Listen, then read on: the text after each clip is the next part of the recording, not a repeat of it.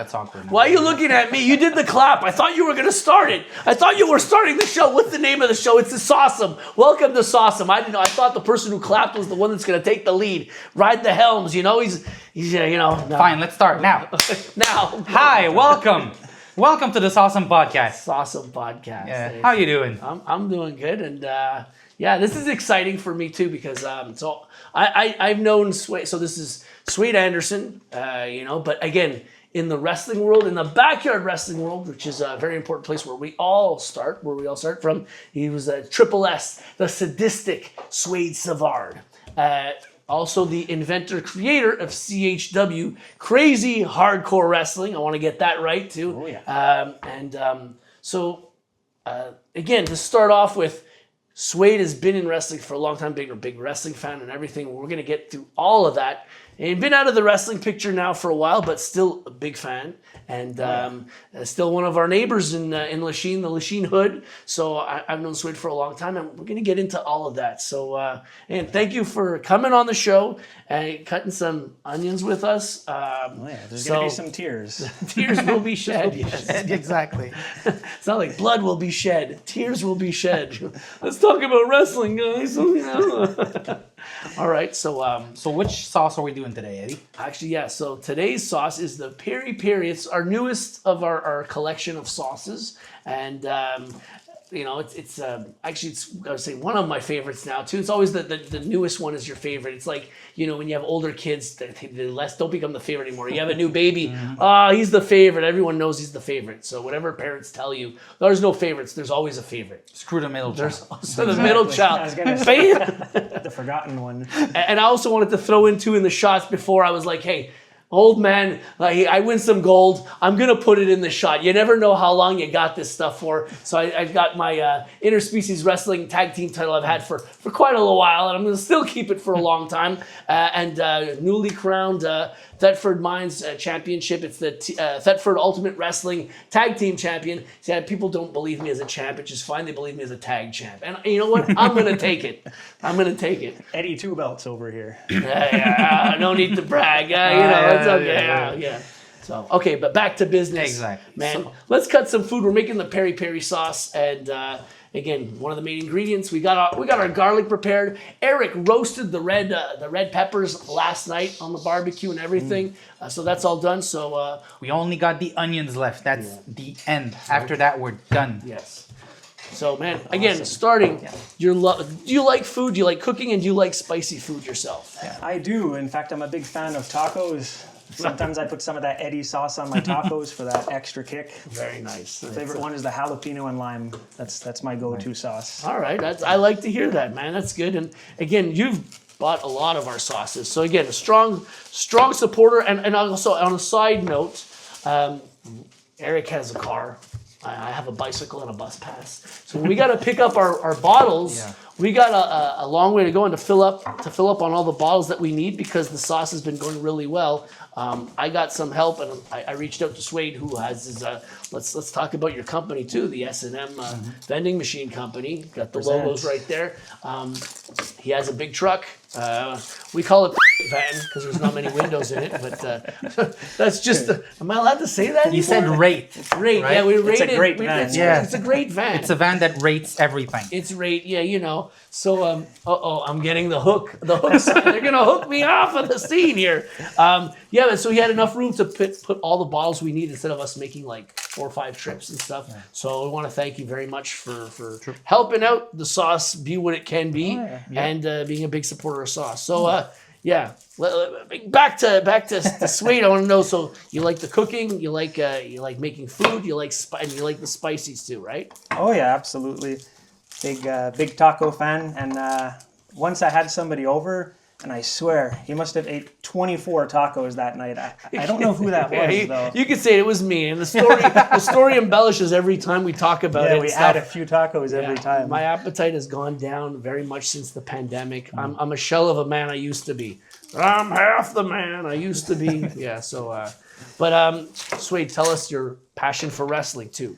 Because I want to say you're not just a fan. You're not just a wrestler. You are a passionate fan because we're going to get to all the work that you've done. for CHW and for, I want to say for Quebec independent wrestling that I believe. So tell us about your passion. Where did it start for wrestling? Well, the first ever wrestling show I saw, believe it or not, was WrestleMania 12 in Anaheim, California. Main event, Shawn Michaels versus Bret Hart in the 60-minute Iron Man match. Like, what a match to start as a first already. match. Yeah, me too. I could feel it. But yeah, just as a child, I think I must have been 6 or 7 years old when that match aired. I just aged myself. And just seeing Shawn Michaels come down from the rafters, it was almost like watching a superhero live. And to see him get the big W over Bret Hart with the boyhood dream has come true, I was hooked since day one. Yeah, that was quite a story, and it's amazing too because I know that you have an uncanny memory for places and dates for the matches that I'm like, I don't know just from doing wrestling for too much how much you forget and how many. I always blame the chair shots to the head, but you remember stuff again like an encyclopedia of wrestling. Yeah, that's what my friends call me, the encyclopedia. I can't remember the name of somebody who just told me their name 5 minutes ago, but I can remember what date that title change happened in 1998. Amazing. We might put you to the test later on. We'll think of something absolutely. and stuff. Yeah. So ever since then, you've been hooked on wrestling? Oh yeah, absolutely, 100%. But not just the wrestling, like the moves per se, but the entire business of wrestling, like what goes on behind the scenes, the costume designs, the pyro, the stage, the championship belts. I was just amazed by absolutely every aspect of the business. Yeah. Am I putting the finished stuff in the right one? It's okay. As long as all the peel is all done. But yeah. So what fascinates you about you talked about like more like the belts and everything, like what do you like about that? I guess it's just that like wrestling, it's hard to put into words what exactly it is because it's part of it is theater, part of it is sports, part of it is a spectacle. It's like watching a Broadway play, but with very dangerous moves involved. There's no safety net, there's no guy wire holding people up. These are like real athletes doing real stunts. Yeah. And that's just what attracted me to the sport. And I think it's what made me want to get into not just wrestling, but also the promoting side, the creating side. I wanted to create my own championship belts, build my own entrance stages. And every kid does that. They'll put their mattresses together and they'll wrestle each other. But to go to the lengths, you'll have your tape recorder or CD player, depending on what era you're from, and you press play and it's the person's music. You put a little cover to go through the curtains and stuff. But I feel like you went the step further where some people they do that and then the parents or they end up finding different interests, but like wrestling stayed with you for that long time. And the sets that you would build, you would create, like you said, the belts you created, what impressed me a lot the most, I think, was the storyboarding that you did where again, so I met Swede a long time ago. We'll get back to that part with the storyboarding, but I want to say is the first time we met might have been at a wrestling show, and then after that we realized we were neighbors, right? So tell people a little bit about that. The first time I saw this guy was at IWS Violent Valentine, February of 2007. You were wrestling PCO that night. You ate chicken. I don't remember. You ate chicken fajitas for lunch. Imagine it was a cloudy day. The temperature was -12. But that was the first time that I ever saw you. And the real fans remember SeXXXy.com, the website that you used to have. I don't even remember that. It might still be up there. I don't know. I have no idea. And I remember seeing on your biography, you had all of your championship wins, all of the wrestlers that you wrestled. And on your biography was you were from Lachine. I thought, oh, wow, I'm from Lachine as well. So I said, what the hell? I'm going to throw out an invitation. I invited you over for, I don't remember if tacos was the first time I had you over. It might have been spaghetti. Yeah, but I was packing it down. So I'm like, someone's contacting me. I don't know who he is. I'm bringing my appetite. I'm going to, I didn't know, so I went there to, I feel spaghetti was the first. Tacos, we graduated to tacos after you're like, exactly. I think he's an okay cat. So you're like, And I remember telling Melanie to get extra spaghetti because he's a pro wrestler. He's big and strong. He's going to eat so much. Better buy 2 packs of spaghetti just in case. Oh, yeah. So we met then, and then after that we talked about, I guess, about you doing CHW, right? Absolutely. And this actually, so you were with Mel, but again, before that, sorry, I'm going to go back again. That's how you met Melanie at a wrestling show, which that is a fun story in itself too. So how we met, again, talk about through IWS and stuff, but when you met Melanie, she was already wrestling, Miniac. That's right, Miniac. Was her name. And so you were kind of doing the super fan kind of, and again, this borderline is obsessive fan. But it was something you just decided to do, and bringing signs and stuff like that at independent shows doesn't happen much. But it was like, so I guess there's a flattering aspect, but there's also like, you should be like, at first, is he a creep? You know, what was your first interaction with her? So you're holding up these signs and like cheering her on, and she's like, this isn't part of the program, so let me find out more about him. So your first talk with her at the intermission, I'm sure it was a halfway during the show to get an autograph or get a picture. What did do you remember how she treated you or what she said to you? Oh yeah, 100%. I could say that my wife, Melanie, AKA Miniac, my wife of 17 years now, the first words that she ever said to me was, I hate you. But there's context, right? Because I was the fan, she was the heel, and even if she was the bad girl, I was still cheering for her big time because I really liked the way she moved around the ring. I loved the way she'd have the referee distracted and she'd start beating her opponents up with the kendo stick. I was just eating that up. Yeah. So when she did her entrance, my first words to her were, Miniac, I love you. And her reply, you may love me, but I hate you. That's beautiful. That hurt. That hurt. Usually that's how relationships kind of end. As you get married for this many years, is I hate you too, I'll see you after work. Exactly. But yeah, you are right. I would have considered myself the unofficial sign guy of Montreal. One of my favorite things to do before going to an Indy show was preparing all kinds of signs for my favorite wrestlers, just to encourage them and hype them up. And one of the signs that I made was for Miniac. It said Miniac Fan Club with a bunch of arrows pointing down, and I used to hold it up. Me and all my friends would cheer on Miniac. And apparently, and I found this out after the show, I was the first ever fan to have made a sign for her. And she told me, see, this is the part where I'm going to start crying. It's the onions. We're cutting onions, everyone. Yeah. But yeah, she told me how much she appreciated the fact that I was the first fan to make a sign for her. She asked if she could keep it. I asked for her email, and we started talking on MSN Messenger. There's an old school reference. And yeah, here we are 17 years later, still happily married, running our own business. So the business is run together. That's correct, yeah. S&M distribution. We do vending machine service, coffee service, recycling, and try to do some charitable work as well when we can. No, that's good, and we're all for that. But even then, I want to start. We always jump the gun here. It's hard to have a structure, but it's okay. Again, like we said, we're cutting onions, and we got a lot to talk about. But so you started going out, and so she was already wrestling. And when you're wrestling in a ring, some people might think that they're above other people, right? So and like I was at the beginning of hardcore wrestling too, and that's something that I really had a passion for. So sometimes I like brawling outside the ring. Like, yeah, the ring is a tool in wrestling, but it's not the most important tool. You got the wrestlers are characters for are tools, the referee. Everyone has a part to play in the wrestling world, in the wrestling match, to put the excitement and to put the drama. So I like that. She was already wrestling in the ring, so some people might think that they're a little above sometimes. But so how did you ask her when you were starting CHW? How did you then say, hey, I know you're already wrestling in a ring. Would you like to do what we're doing? It's maybe more cinematic.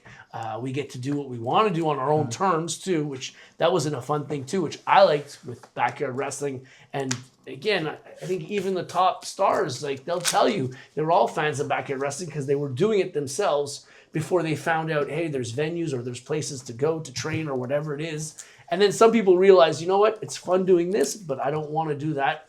It's different. It's different steps. It's different commitments. And I know a lot of people that like, hey, is there a wrestling school? They'd start the wrestling school and they'd be like, look, it's not for me, but maybe I want to be a manager. Maybe I want to be a referee because I didn't realize how physically tolling it is to our bodies and the stuff that getting body slammed into a ring once you graduate to there is, it hurts a lot less than taking a body slam on the ground, right?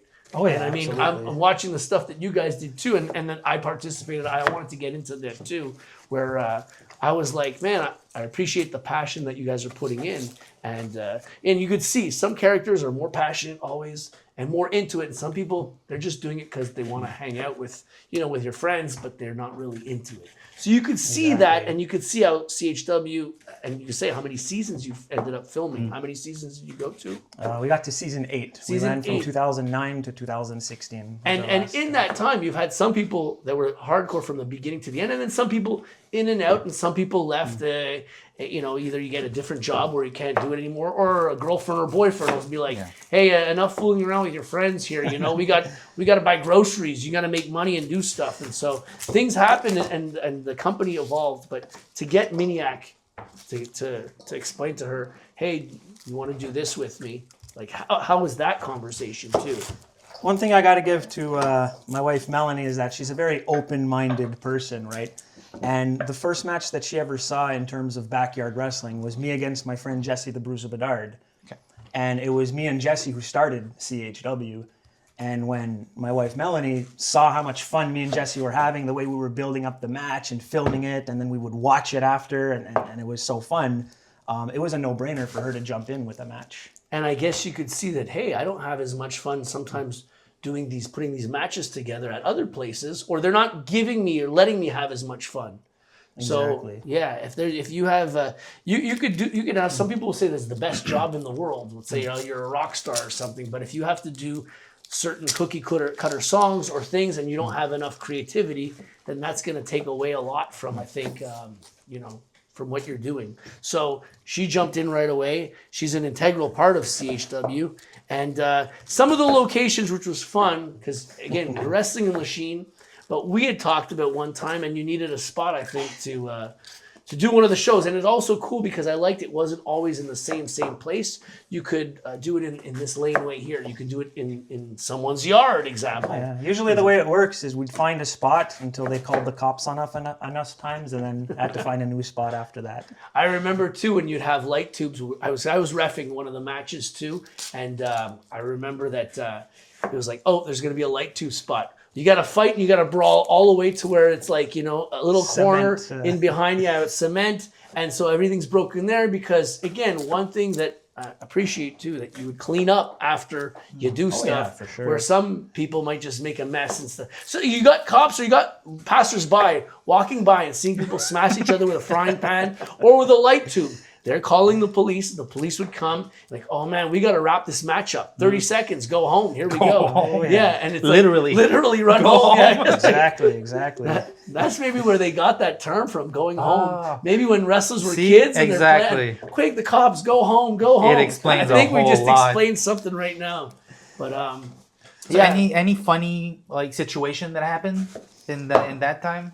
When it comes to you talk about cops, maybe a neighbor or an old lady running at you, or that used to happen all the time. People used to think it was gang fights, like turf wars between gangs, and we had to explain to the cops that what we're doing is ultimately entertainment, and we try not to smash each other up too much. But a funny story that comes to mind is when Eddy here let us wrestle in his backyard at one point. I think I was off, I was gone somewhere. Maybe I was wrestling at Three Rivers or something, but I'm like, cool, you use the yard for, Exactly. And I remember the day after the shooting, you had sent me a message saying, Swede, somebody broke my window. And I said, oh no. So what I did is that I checked the footage to see who it was that smashed your window. And we found out who it was. I'm not going to name names, Andrew. But we found out who it was. And I remember, Eddy, you were so nice. I had offered to pay for the window, but yes. It was a total... He's like, I'd pay double. But there's the passion for wrestling, and then there's accidents that happen, and you watch the footage, and it's kind of like, you use a weapon, boom, you hit it, and you just kind of chuck it on the side to go get your opponent or whatever. It just bounces on the grass and boom, breaks the window. And I'm like, you know what? I'll just tell the landlord at the time. We were like, we'll just tell him that some kids some hooligans, some troublemakers. So so we and that got taken care of. But I was like, accidents happen in wrestling. I'm a walking accident. Every time I want my hands to protect my face, I'm like, where are my hands? And I break my nose. So that's but. You said 8 seasons of CHW. Oh, yeah. And it's so the storyboarding too, I was impressed because you got to make it so that a few weekends that everyone could meet up, because if somebody can't make it on this weekend, he's an integral part of the story. Okay, well, we're going to film that the next time. And where it was fun to see that, hey, you don't need to do the matches in order neither. You can film all his matches, and then he's on vacation, he's off, and then years later you see the cinematic work that like Matt Hardy did with the total deletion, and then you got even WWE jumping into it, making storylines with AJ Styles and Undertaker, John Cena and The Fiend. So it became popular after, but there's always people, pioneers, that have to start certain things, and I like that you're able to film certain matches, do certain angles sometimes, and even the organization that you put in for the storyboards, which was much more organization than any independent federation out there. They might have 2 matches ahead, but then they didn't know where they were going, or somebody gets injured, this and that. So that's one thing that I appreciated, seeing the organization that you had. It was really cool to see. So that's why I wanted to be part of it. And I know at first you were kind of like, well, Eddie, you're wrestling at the IWS and this and that. Your reputation. And I remember it, and I was like, first off, I have no reputation, okay? I just want to state that right away. No, but I mean, you make your own reputation, and if people want to talk and people want to rag on something, maybe because they're jealous and because they're not part of it, then I'm like, the first time you meet haters and then people go and shake your hand and stuff, and then you find out later that this person really despised you. And it's kind of heartbreaking, because as a performer, my problem was I want 100% of the people to like me.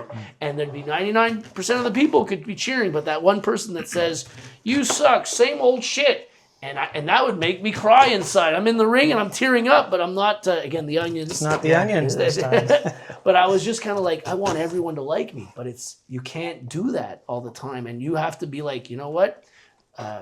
If some people will not like you, some people will choose to not like you because other people like you and all this stuff. So I appreciated what you were doing, and the YouTube videos that they would make, not only the storyboarding, but when you film it, it was also put on YouTube, which again, independent companies were not doing. They'd sell DVDs maybe, or they'd keep it in their private spank bank collection. I don't know what they did with the wrestling videos, but some of us, we need to, if we want to improve, we need to see what we're doing so we can get better. And so I like that everything you're putting on regularly, you're on YouTube, and pushing that to the point that you got over 100,000 subscribers. Currently, we're at 136,000 subscribers. Did you know they give you an award for that? They give you an award. He's got it up on his wall, and I'm like so proud of him and for what he's done. Just seeing that, where I'm like, people that shit on you, man, they could either bring you down or they can give you that fuel that you need to go even the extra distance. And you were one of the first guys too, I think, that had fans from every different country. Oh yeah. Giving you cool, like, you'd have your own people, your own local people giving you crap and saying, hey, you should be doing this, you should be doing that, you shouldn't be doing this. And it's like, but you got other countries telling you, man, what you're doing is awesome. I'm watching this. My friends have our own league now. We're even to the point where they will take some of your characters that you have and even imitate them. Oh, yeah, tell us about a little story about... you got a couple stories about, I think, your creation of Rob Banks. Rob Banks. People want to hear about Rob Banks. Now, for those that can't put 2 and 2 together, you got his name is Rob, like Robert. The last name is Banks. Rob Banks. Get Genius. it? Genius. Sometimes, though, the silliest things work. And tell them what took off with Rob Banks. So what happened, you mentioned before about scheduling. Sometimes people, they get into a new relationship, they can't make it this season, or maybe they got called into work, they have to do overtime. Sometimes it was difficult for me to get the entire gang together that I needed to do my tapings. Yeah. So I thought it was a good idea to come up with a character that we could just beat up, squash, defeat, make him submit, just make him, like, humiliate him all the time. And we came up with the character, Rob Banks. And what was cool about Rob Banks is that anybody could play him. Because his whole thing was that he was a bank robber. He'd have the ski mask on, black gloves, kind of like what we're wearing now. No skin showed, long black sweater, black pants, black shoes, and everything. So it was a character that literally anybody could play. Perfect jobber. Absolutely. I didn't want to say it because I didn't want to be demeaning, but yeah, he was our jobber character of CHW. We say the J word on our show. Fair enough. And ironically, he ended up becoming one of our most popular characters by fans all over the world. They just loved his comedic antics. His character continued to evolve. We started giving him comedy spots, like he'd be set up for a power bomb, but he'd steal the underwear. He'd pull the underwear out of somebody's pants, and the fans just found that hilarious. Dude, I love when people could think outside the box, and I think that's what you did with Rob Banks, where people that saw that, like, and again, we'll get into both of those stories, like Joey Janela and Von Vertigo, seeing Rob Banks. Tell us how that influenced those guys. So one of the wrestlers that played Rob Banks in CHW, he had contacted me and said, "Hey, Swede, somebody's using the Rob Banks character in a league in Ontario." And I had no idea. It was one of my friends who pointed it out to me.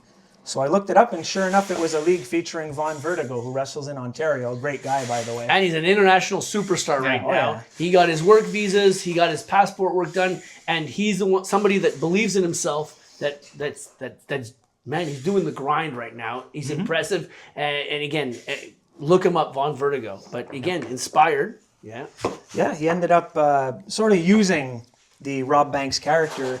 It was during the pandemic, the unfortunate time where everything was shut down. It was really hard for independent wrestling because you couldn't have a crowd and stuff like that. So everybody had to be creative. This is where a lot of the cinematic stuff came to be in WWE. Got to do what you got to do without a crowd, right? Yep. So what Vaughn was doing, along with other independent wrestlers from Toronto, is that they were doing backyard wrestling shows so that they continue their craft, they continue to get their name out there on YouTube. And one of the characters that they decided to use was Rob Banks. So what happened is that I had talked to Vaughn, and I said, no problem, you could use the Rob Banks character. Just mention that he's from CHW, which worked out good for him. And in exchange, I went on the YouTube page and I said, yeah, this is the real Rob Banks that's participating in Toronto. So it gave it, this isn't just somebody playing as Rob Banks. This is the official CHW approved version of Rob Banks. And which no one else does stuff like that, where they'd be cease and desist and stop doing this. And now it's like, hey, no, but, you know, if I inspired you a little bit and you help us back, and, you know, we could all have fun with this, and, like, you know, it makes wrestling better. Not just one league, but it makes wrestling better. And they did an amazing job of playing the Rob Banks character. They had the mannerisms, they had the entrance song, they had just the way that he moved. Like, they had really studied the Rob Banks character. That's awesome. And absolutely nailed it. And it was one of the most humbling things. Beyond the subscribers and the views and all that, it was just humbling to see that one of my characters could exist outside of the world that me and Melanie created. That's really cool. That's cool. Then getting it to the point out of that world too, getting contacted from the United States, from Joey Janela, a guy that I love and I respect so much. So tell us about that story. That was building up for, again, GCW's Clusterfuck. Clusterfuck, yeah, where they do like a backyard wrestling-inspired wrestling show. I was invited to that. Unfortunately, I couldn't make it, again, due to the pandemic with travel restrictions. I wasn't able to even fly out of the country, even if I wanted to. Nobody was, so yeah. Exactly, exactly. But funny story, I remember when I got invited, I thought I had got invited as sadistic Swede Savard, my main character, but they informed me, no, it's not him that we want Rob Banks. It was bittersweet. Because it's like, you want my clown character? You don't want the hardcore Swede Savard? But that's cool too, because I realized things with like deathmatch wrestling, which I on a show I'm wearing a shirt by Dustin Diehard Lee here. Again, he was paid respect. I'm going to wear the deathmatch shirt, but just saying that, like, sometimes you think you break in a certain way and then you evolve, or you realize, man, how many more matches can I do where I got to go to the hospital and get stitched up? Yep. As versus how many times can I do like a dick magnet or something, you know, a fun thing. And so it's always your characters can evolve, but it's like how much longevity can you give yourself? And again, I got to talk about, so again, the clusterfuck, I want you to finish on that story with getting invited, but not your joke character, but sometimes, you know what, it's still you getting contacted and they're respecting for the respect you for the work that you did. And this all came from your mind too. So everything about CHW, a lot of it came from you. I know they had some shared ideas that come in from the other wrestlers, but, you know, a lot of it, you took the weekends and the weekdays and you'd be working on some of this stuff while you're at your regular job sometimes, and you're just thinking, and you're jotting stuff down of what could happen. Oh yeah, absolutely. Collecting light tubes from places who could hook me up and stuff of that nature. I want to talk about one of your characters too that was on your CHW roster, but I have so much respect for it, and I know him for a long time too. Christos. The best. He's the best. He's again super friendly, super nice guy, and he was always again first time meeting Christos. He was helping out with the rings at local shows and just giving a hand and being polite, and especially with the weapons. You know, he'd be like, I put these on the side, I clean these for you and everything. And when we get thrown out of the ring, he's kind of spotting you to make sure no fans get a little too close or no one, does anything that they shouldn't do at a show. So that's how I first met Christos. And then seeing how he loved wrestling, but he loved deathmatch wrestling particularly. Oh yeah, big time. And I watched him do a spot where he's in a coffin and it was lit on fire. And again, this is something that a lot of people would never ever do, even at a WrestleMania moment. And Christos is doing that. You're filming. There's a couple people watching the show. The other wrestlers are watching, but I mean, I don't want to say it takes more than balls. I don't know what it takes. A little bit of insanity too, I think. A lot of insanity. For punishment. Yeah, and but for the love of the game and for the visual that what this could do, and for how many hits you got after that too. And like other than FMW or things in Japan, I want to say that probably is the first coffin, like a person get thrown inside without a false bottom or whatever, and lighting it on fire with the gas and stuff like that. Like, I mean, it might have happened in Japan and stuff, but it was like, this was something. And this is happening in the neighborhood, in someone's yard somewhere. Somebody could have been burnt alive like that. Imagine the newspapers after that, which didn't happen. Christos is fine. I don't think if there was any little burns he got from there, but you still get out lucky. Yeah. Anytime you're in a wrestling ring or in a backyard fight, you get out with nothing, a couple scrapes and bruises, you're lucky. But Christos was like, again, a warrior that you did a lot of battles and bloody battles with. So again, hats off to Christos, who doesn't get enough, enough props. And also that, I don't know, did Christos ever wrestle a little bit? Did he ever do any shows in the ring? Because, I mean, you continued after that, even getting people asking you, hey, I see how successful your thing is. Come and wrestle for us and stuff. And I know some places might have thought that, hey, this could be a win-win situation, but unfortunately, some places do take advantage of people when they're on their success. And you in wrestling and in life too. You being the super nice guy that he is, Swede would take off the shirt off his back and give it to me. Me, on the other hand, I'd just be able to give him an STD, or sexually transmitted disease.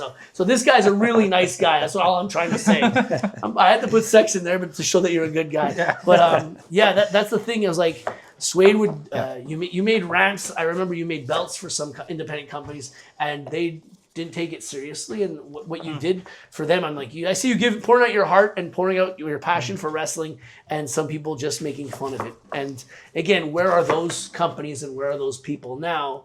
They're not doing anything in the wrestling world, and you have that YouTube plaque on your wall, and you still have fans writing you from all around the world. Hey, when are you going to make another season 9? And I know you had talked about season 9. There were plans. There were plans, but I don't know if people grown up or they're like a little sore from it. I remember when I fell off that ladder, and that was years ago, and I'm like, so there's things that happen that sometimes you smarten up, and you know what? Maybe I'm going to leave this legacy as it is, and you don't sometimes, like they talk about trying to rehash the old ECW, and they redid the name ECW, but it was not ECW. WWECW. Yeah, exactly, weak and stuff. So all that you've done there, like again, you had a lot of great characters. Some people that pursued wrestling and kept going. What about your graduation to like when you felt like, hey, now I'm starting to get asked to wrestle in a ring? How did you have to change how you're used to maybe being the puppet master and planning stuff to now I'm in a ring? It does change the playing field. And maybe they were telling you no weapons too. So you're like, okay, now I got to just do it on wrestling and character. Yep. And how is that? When it comes to CHW, that was my baby. That was my home base. So I always thought it as a respect to the fans to continue to do as much backyard wrestling as I can. Yeah. Because I don't know if it's so much the case nowadays, but there used to be a divide between indie wrestlers versus backyard wrestlers. Indy feds versus backyard feds. There used to be this divide. Seemingly, you had to be one or the other. If you're an indie wrestler, you can't be doing backyard. And even though every indie wrestler was a backyard wrestler at first, it was just maybe less viewed as you did yours, viewed on YouTube and everything. Kids were just doing it on the side and not doing it necessarily for a broader audience all across the world. So it does, I guess some people would have been more jealous of you. But yeah, there was that divide, which it's unfair because everyone has to start somewhere. And that's where we all start. But some people feel that once they're in a ring, they're better than other people. And that's a negative attitude that I don't like and that I'll shit on right away. And that I would probably cut down any wrestler that thinks that way. But that's, again, my opinion, and everyone's has their opinion. But again, you took Eric's special line of taking chicken shit and made it into chicken salad. So somebody shits on you, you made it better, and you transitioned into the ring, and you got to do matches against with Maniac together. I think I remember too was I was Scorpion, or there was a guy called Scorpion in the I don't think he wrestles anymore, but I wrestled with you in the ring too, and it was a lot of fun. So yeah, we did backyard and in the ring. So that transition, you still had to show that people your love of CHW, but how was that change for you? Well, like I said, home base. I always thought it was like a respect to the fans to continue to do backyard wrestling. Yeah. Thank you. And, it wasn't just so much about me, but it was about our team. It really took a team effort to get to that point. 100,000 subscribers, 7 million views. It took a whole team. Before every season, what we used to do is I guess you'd call it a booking meeting. There's the second wrestle talk. We're on to jobbers, now I'm talking about booking meetings. But I used to invite every single wrestler to my house, and I would ask everybody, what do you want to do? Where do you see your character going? Do you have any ambitions? Did you ever want to do a casket match, a ladder match? Would you like to win a championship? So it was super important for me to get feedback from all of my guys and gals. Very cool. Yeah. And incorporate what they wanted to do into the show. And hats off to all of the crazy stuff that they did over the years. So that plaque doesn't belong to me. It belongs to everybody. Unfortunately, YouTube only gives you one plaque. So what I did is you kept to the best of... I definitely kept it as the owner of the channel. But I tried my best to create... I think I made 15 or 16 replica plaques. Nice. And I tried to make them as close to the original one as I could. And I handed them out to all of my wrestlers. And it touches me that a lot of wrestlers, they still have it hanged up on their wall. I would have never everybody, thought of that. everybody deserves that. And did you make the plaque yourself, so you had it made? Or? I did. I made it myself, handcrafted from a picture frame that I found very similar to the YouTube one that they sent me. That's awesome. I printed out the page, and I really tried my best. So I see a pattern of a lot of craft and everything. What's your proudest thing that you crafted by yourself? We talked about belts, entranceways, and everything. What's your top thing that you're like, yeah, that's the one I'm proud of? That's a very good question. I make board games. Nice. I have a big passion for board games, and I'm working on one of my custom board games right now. And right now I'm at 11 months into production. So it's kind of outside of the wrestling bubble, but I do love making board games. I love making crafts. It's just inside of me. That's for as long awesome. as I can remember. Cool. I've lost all my creative juices a long time ago. I'm just, Five moves of doom now. I go with the motions and stuff, and it's like, yeah. But even then, I see like more of a popularity too in like wrestling games or games like not just the video games where you're mashing it up fighting, but there's like card games, wrestling related. I might have sent it to you. There was a drinking wrestling game, which I thought was that's pretty right. cool. Yeah, it's like a bingo, I think. Not encouraging it, but like that's why we're on the water today. Exactly. Water.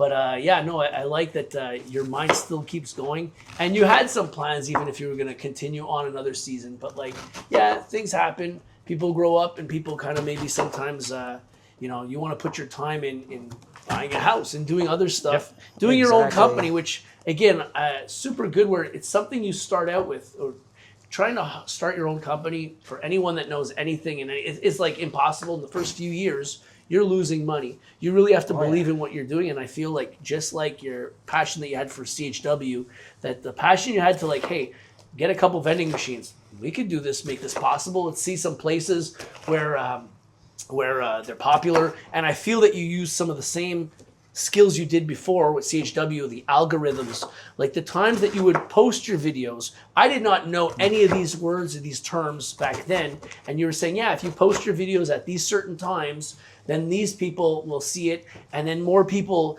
this, and if you post this, and I learned a lot just talking with you, and I said, any wrestling company, you'd be an asset on your team.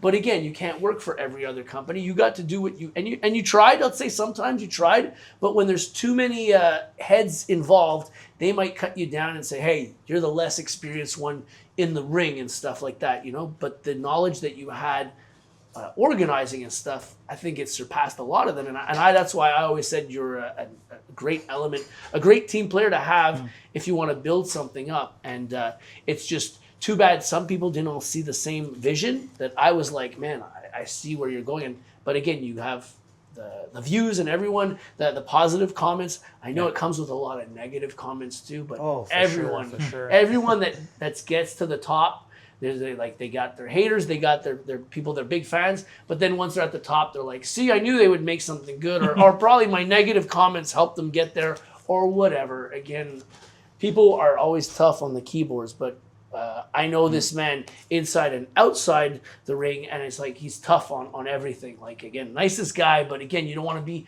across with him in the CHW in the CHW landscape where you don't want to cross Rob Banks. Yeah, exactly. That too. You might lose your wallet. Rob Banks will be the one to roll you up. Triple S will beat the shit out of you, but then you got Rob Banks for the cheap shot roll up and stuff like that. But it's a great adventure that you've had. I feel a great story, and like I say, just like the vending machines, you figured out the algorithms. Like, hey man, this place is doing good. Oh, this is close to this business. Let's do here when you make your routes. Let's hit this place. Like, it's really organized, and I think everything you touch, there's that element of success. So whether it be crafts or whatever you're touching, you're making success and stuff like that. So no, it's really cool to see you keep doing that. And Swede, awesome job. Anything else you want to talk about and add? Because I'm just blabbing. I'm just throwing them flowers here and stuff. Like, oh my God. But there's people inspire different people, and sometimes they get inspired back from the people that they inspired. And I feel that that's what Swede did, even with our sauce that we're doing on the project of giving back, seeing how much stuff you've given back. Talk about that too. I want to hear where, tell me, just go. Yeah, go, Swede, go. You have the floor. Yeah, absolutely. Thank you very much. One thing that I'm proud of, again, beyond all of the vending machines that I operate, is we have this program where with every machine, we have a recycling bin next to it. So when people are done drinking their Monsters or Red Bulls or Gatorades, they could just throw their empties inside the recycling bag. What we do is we take those cans, we bring them to the store to get the money, the return, and we donate all of that money to charity. And we've been able to raise over $6,000 over the past 4 years to, I think, 3 different charities, mostly to the Alzheimer's Foundation of Montreal, because that's something that's very special for my wife and I.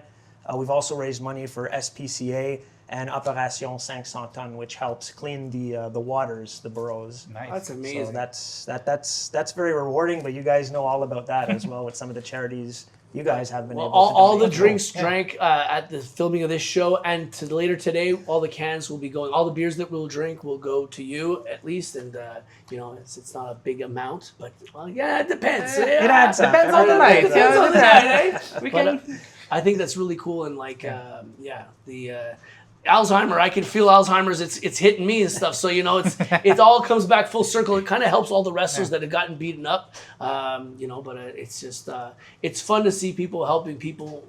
Yeah. There's all these people that'll try and pull you down, but instead of there's that expression like give a man a shovel, he can either bury himself down or he can bury himself out of a hole. Exactly. And so more and more people need to help each other out instead of criticizing and bitching, and just put the work in and do your own stuff. And again, I find it awesome that you could partake something. They give you certain things and your restraints, and then you're able to make the best out of this. And it's fun. It's a fun pick-me-up story. For so sure. Swede inspires me also. Exactly. And sometimes I'll be like, maybe I need to work a little harder in the ring. Like Swade's working hard and stuff too. But couldn't have done it without my wife, my life partner, my best friend, Melanie. She's been there every step of the way, both in SeXXXy, both in the vending machine. So it really is a team effort. We could even put as a bonus feature, there'll be a little video when we film some stuff. You have the footage, but when we were doing a little feud against each other and Maniac was involved and we're drinking some red wine and SeXXXy Eddy was causing trouble. So we could add that in. Any other things you'd like to plug or talk about that again, where can we see we can still see SeXXXy, right? That was my question. Absolutely. Like everything's available like right now on the channel? on your page, on your As channel, of right right? now, the channel has not been shut down. Let's knock on wood. Yeah. We had a tough time in 2016 when YouTube kind of changed the rules, because what we did, I'm happy that we existed during what I call the Wild West of YouTube, where I saw some crazy things, people doing car surfing and lighting themselves on fire, and you used to be able to just put those videos up no problem. Around 2016, they called it the adpocalypse, when certain big corporations didn't want to advertise themselves on YouTube.